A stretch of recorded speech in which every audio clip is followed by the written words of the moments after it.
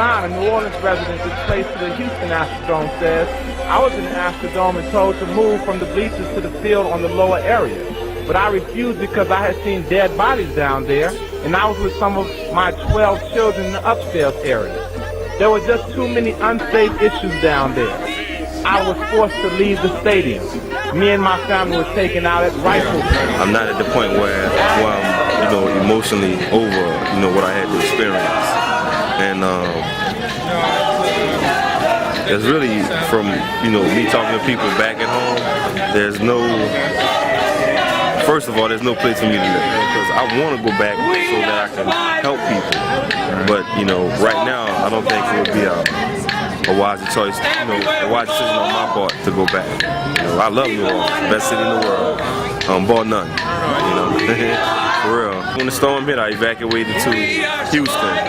Then Rita was coming to Houston, so I had to leave Houston because I wasn't about to sit through another storm, and I just made my way up here. The one center that we had that was really helping, it shut down like right after Thanksgiving, and since then it's been difficult.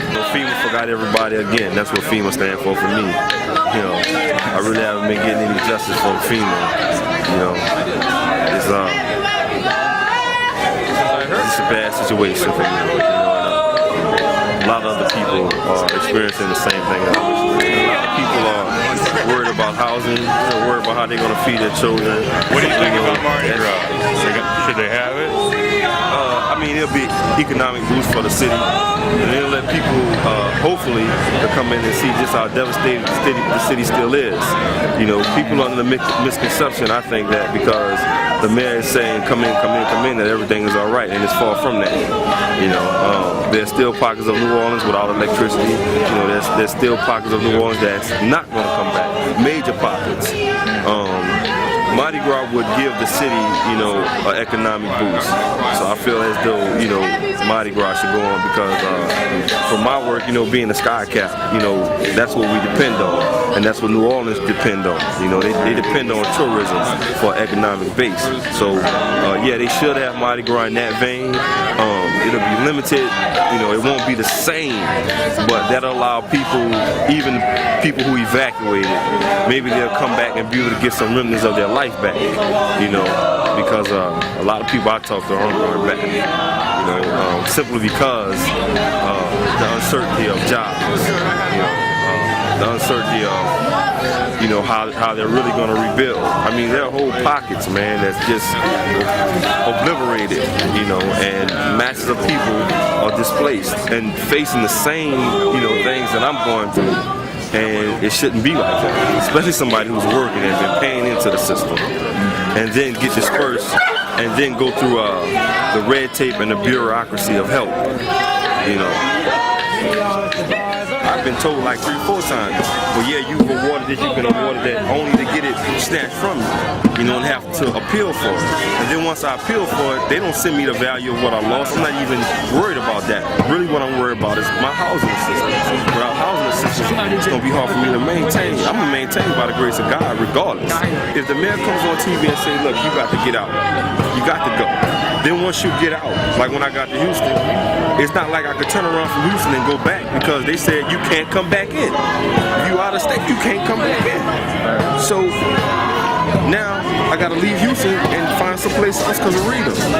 Now I'm displaced because of Katrina. I can't go back in. So therefore I should get assistance. I shouldn't have to go through this, filing this and filing that and this, that, and the third. Because when I finally got my application is when I arrived here. I had to call on the phone and check on it. And it was like da-da-da, this, that. So when I get the application, it's like they have things wrong. They kind of send you here, send you there. Say, well, we're going to help you, send you here, send you there. Then you call them back and it's no, then you got to go to this and this to that. And all the while I need a place to stay. This not even talking about the place I need to stay. I'm not sure how much good this will do. People may listen for like 1 second, for like with you with the camera and everybody else coming around get interviews. But actually is it going to take for us to get what we out here rallying for? And that's just an opportunity at fair housing, you know what I'm saying? As being displaced from a disaster. You know, it was under my understanding that, you know, every city has places allocated for that. You know, so it's just, man, it's just a messed up situation.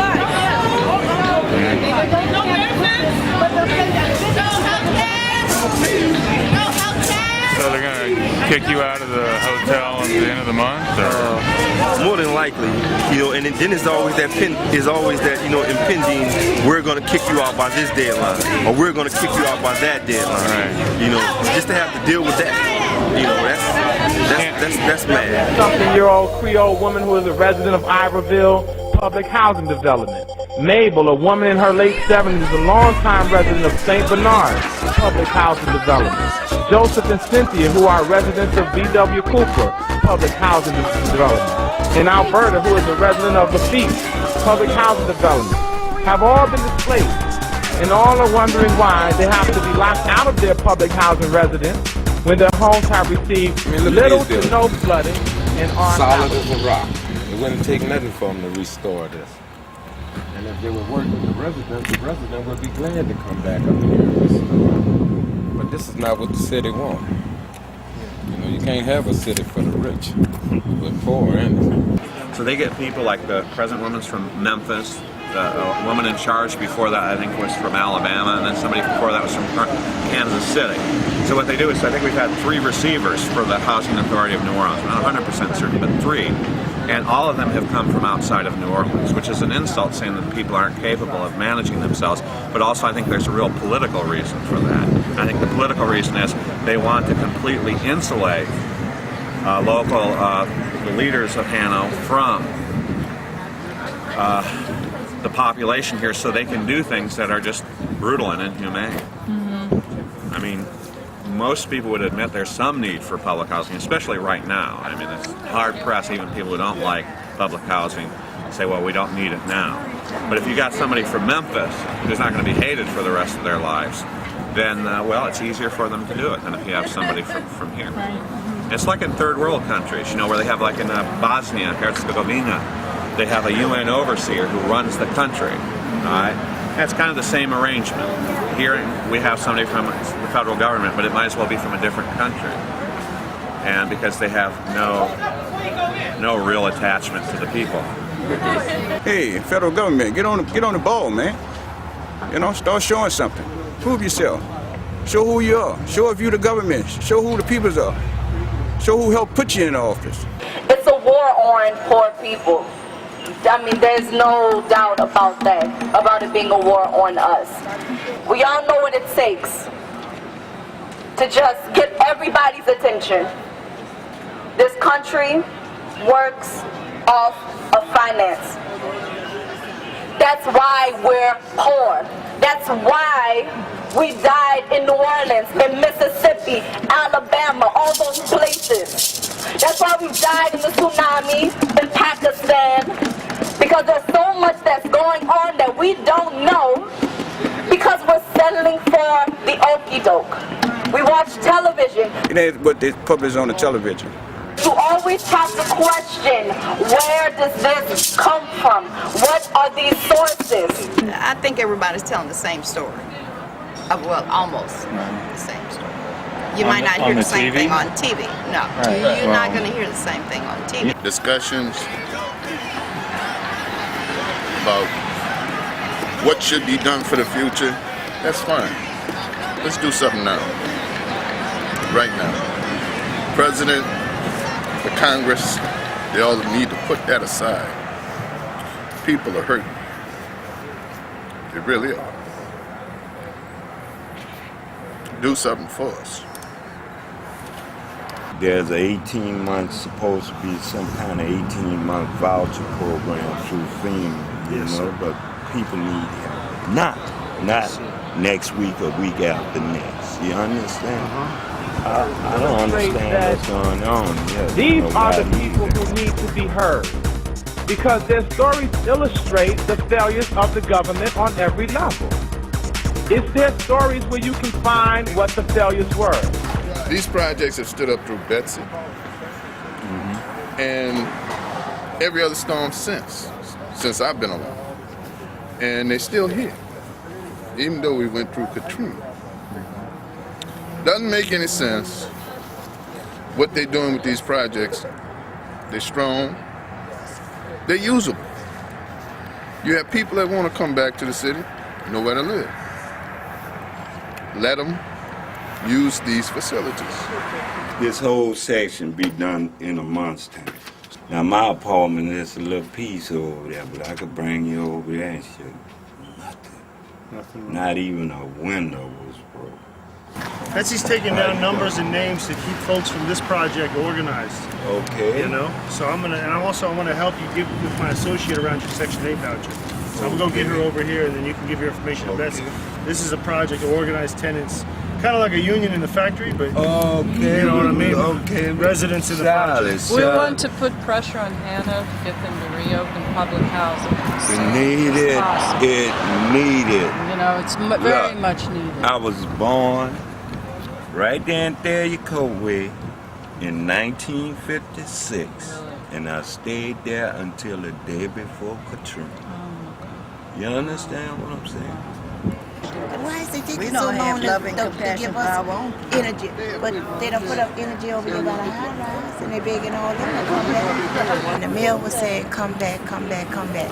Now that we back, where we gonna stay? Where are we gonna live, baby?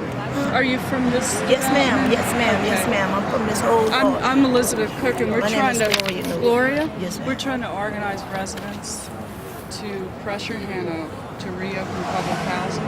Could we possibly get your name and? Yes, ma'am. It's the people that don't have the money that is suffering. It's the poor, the elderly. We're suffering. We don't need to suffer no more.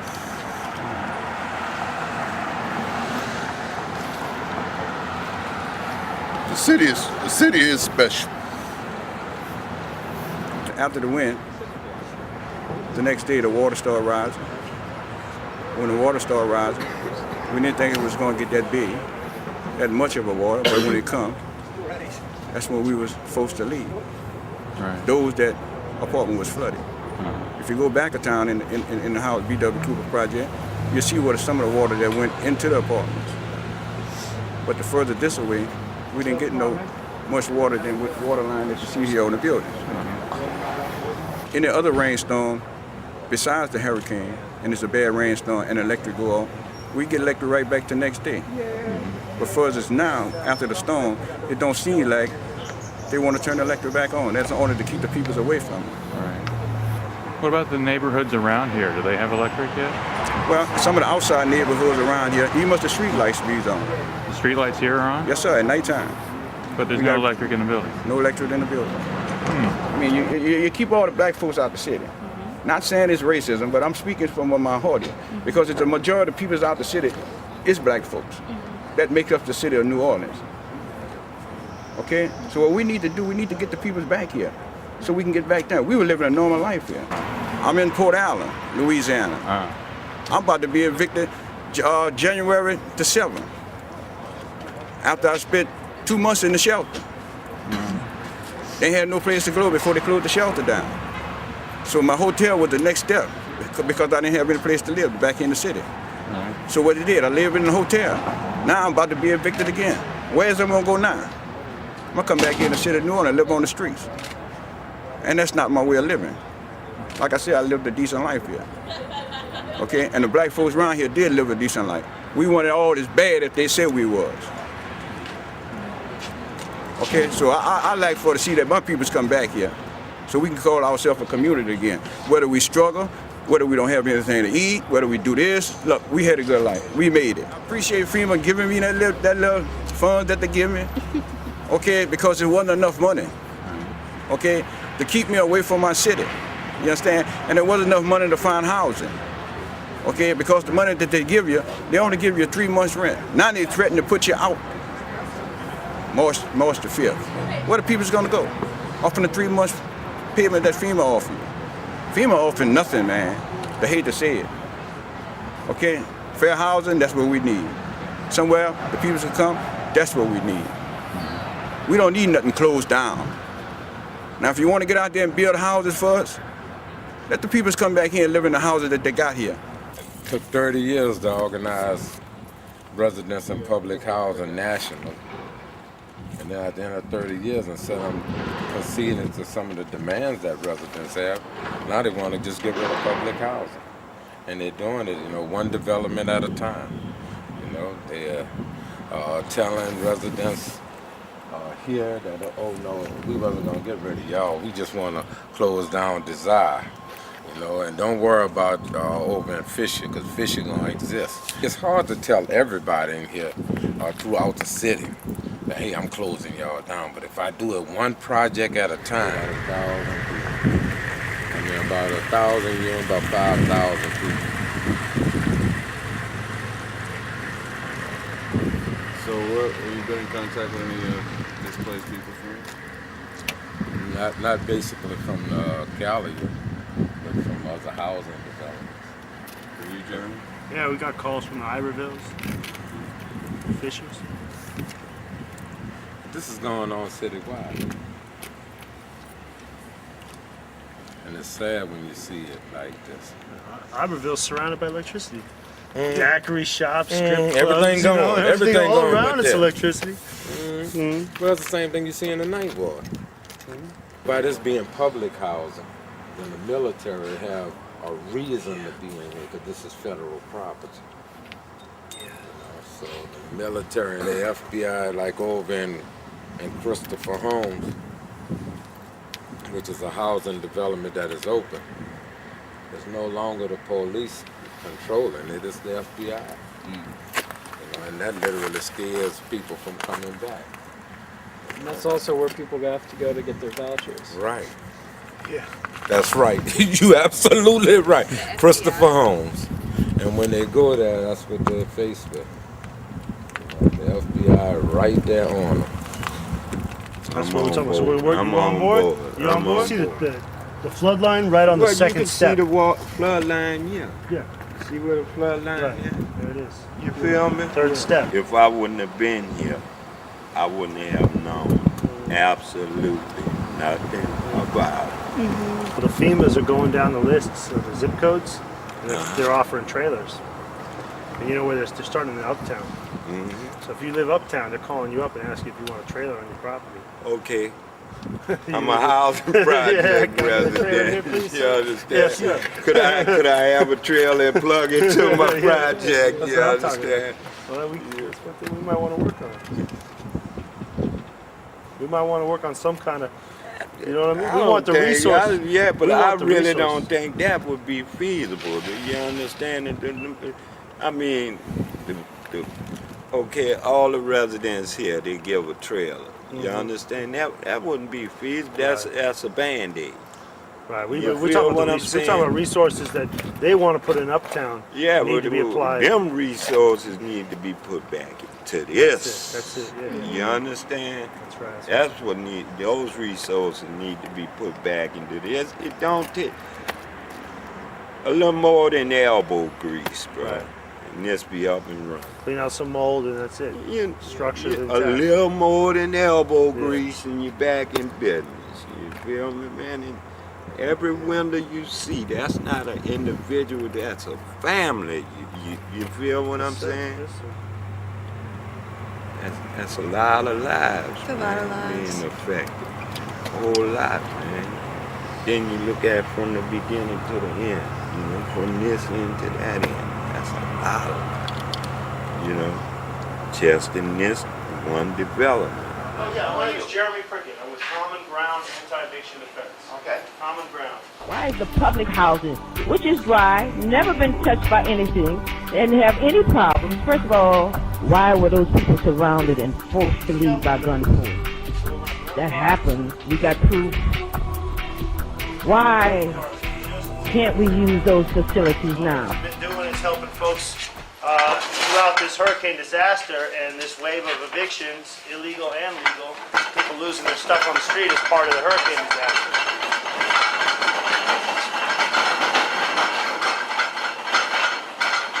The people of New Orleans who are not home are being evicted from their homes on a daily level. They have evicted over 15,000 people in Orleans Parish by utilizing a procedure of notifying them of the eviction by putting it on their doors when they're not even in the city to see it. You're trespassing. Move. Fucking trespassing. What seems to be the problem? We're just trying to fix the damaged property here. Right. I don't have a problem. Apparently you have a problem with people filming that you're trying to fix the damaged property. And if that's all you're trying to do, why is it washed with all the fences and no trespassing signs, and who posted them? Well, you know, from our standpoint, we can't have people around with the liability issues. Right. Are all these properties uninhabited right now? Oh, well, no, there's people living here still. They went to court on November 2nd. The judge said if you pay your rent, you have to maintain your residence. They paid their rent, so they're legally in their residence. The notice to vacate was posted 10 days ago. But that notice to vacate doesn't mean sheriffs can come or anybody can come and take their property out. It has to be another eviction notice posted after that. So we need to make sure that nothing comes out of their units, that they're able to stay in their units, and that's why we came down here. So if anything is taken out of those units before a judge's order is issued, we're gonna have to call you. That'll be illegal. That's understandable. Right. So if you're taking us out of here, how do we know that their property's gonna be safe? I mean, that's what I'm concerned about, their property and their homes. To me, that's the reason we're here. We're not here to make trouble. We're make sure that nothing gets taken out of these apartments. No, that's understandable. There's nothing. I don't have any paperwork in front of me. The only thing that I know is that she's asked y'all to please vacate the property, and that's all I can go off right now. Has she asked you to remove people's belongings from the apartment? No, sir. That's not our job here. Our job is making sure that when a complainant calls in and says, I have a problem with somebody, please ask them to leave my property. That's all I'm here for. I'm not here to remove anybody's property. Excuse me, sir. What if a tenant were to call you and to say, my landlord is tossing things out on the street and this is illegal? What would you do then? She's got to have documentation to prove that she's legally still living here. But the thing is, you don't have documentation right now. Why is it up to her to prove that she's legally staying in her own apartment? Shouldn't it also be up to them to prove that she's illegally in the apartment? Of course, that's the American system of jurisprudence. Innocent until proven. Our next speaker is Michael Bartlett, who's an evacuee. The greatest tragedy has been said that most of the people died not because of Hurricane Katrina and Rita, but because of the criminal neglect of the government, state, federal, and official. Therefore, we charge America with negligence, criminal negligence. And at this time, my brothers and sisters, we cannot let FEMA, we cannot let the mayor of the state, we cannot let the government call us to get in a situation we can no longer participate or be so pressed that we can't stand up for a right against somebody else. Politically, to fight our fight for, this is our fight, and we must fight this battle. There is no power of the people that can stop the people like the power of the people. So we continue to struggle, my brother, and I thank you all. And I especially thank the New York Coalition, and I thank the rest of the group that joined together. May God continue to bless you. Happy New Year to all of y'all.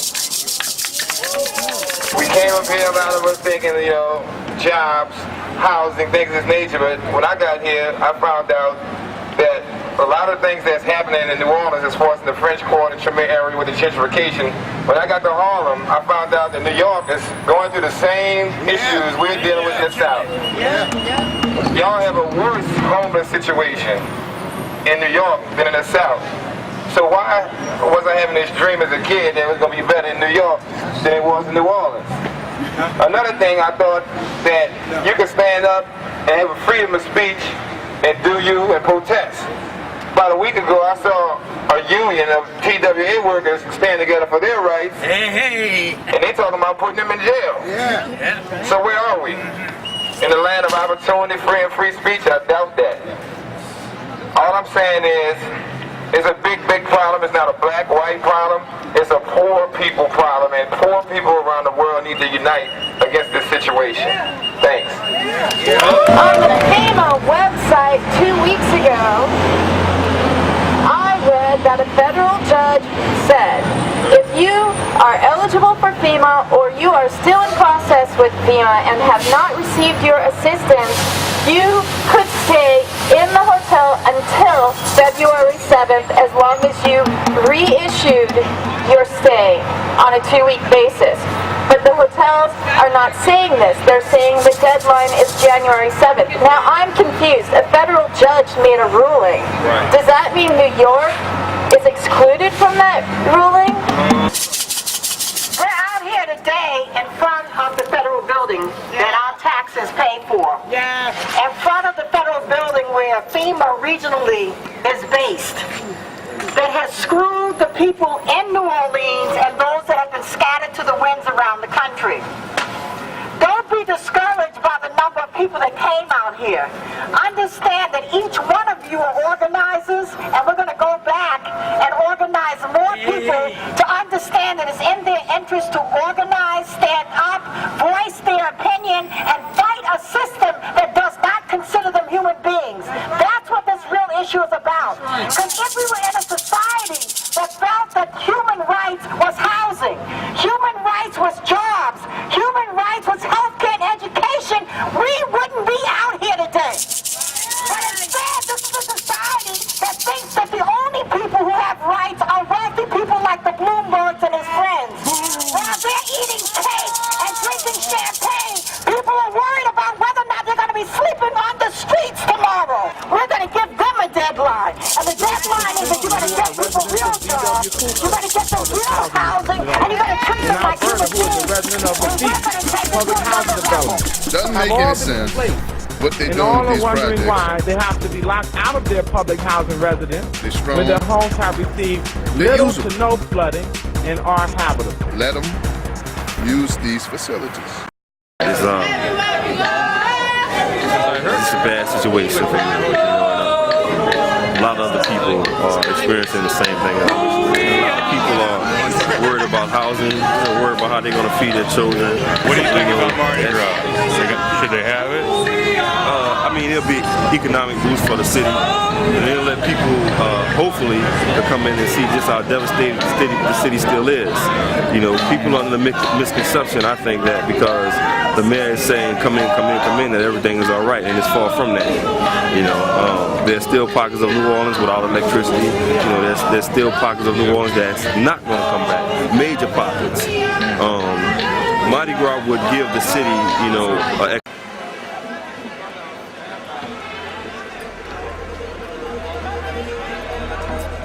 John, a New Orleans resident displaced to the Houston Astrodome, says, I was in the Astrodome and told to move from the bleachers to the field on the lower area.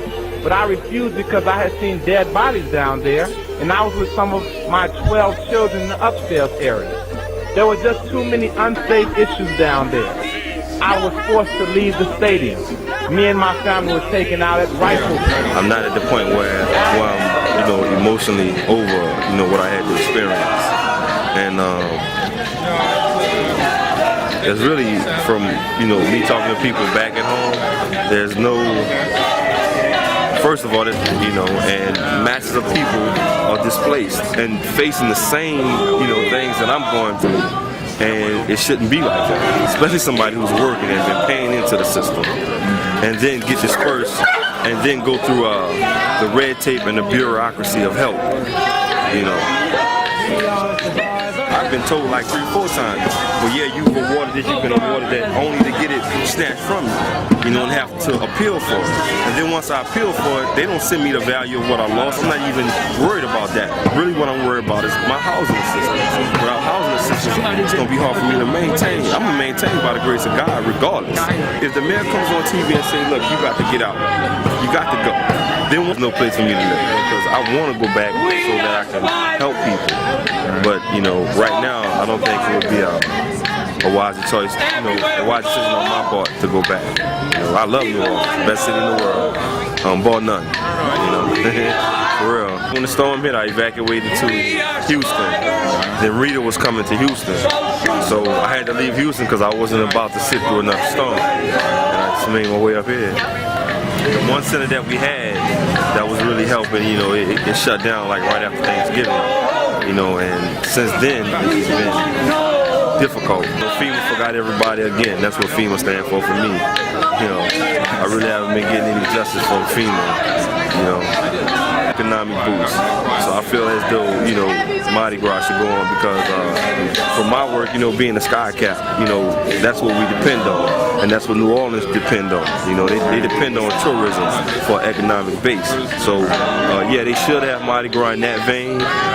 It'll be limited, you know, it won't be the same, but that'll allow people, even people who evacuated, maybe they'll come back and be able to get some remnants of their life back, you know, because a lot of people I talk to aren't going back, you know, simply because the uncertainty of jobs, you know, the uncertainty of, you know, how they're really going to rebuild. I mean, there are whole pockets, man, that's just obliterated.